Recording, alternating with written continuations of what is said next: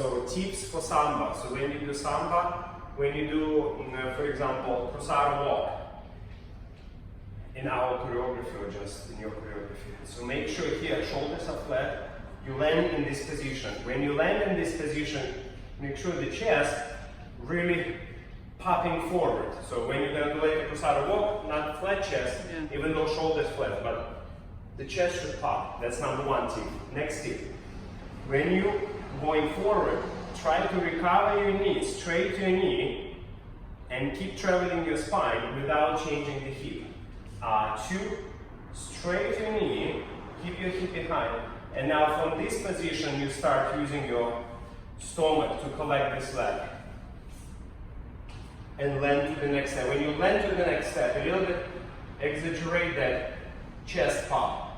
Recover the knee, tummy, womb, chest. Recover the knee, tummy, womb. So it's going to look like this.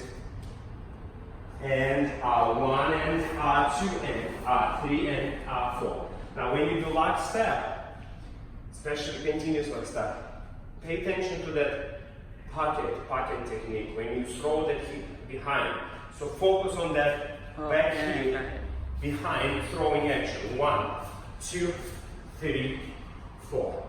Now for the volta, remember, 2 straight legs and already start using your tummy before you lower the heel.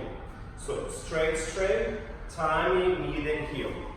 1, 2, 3, 4.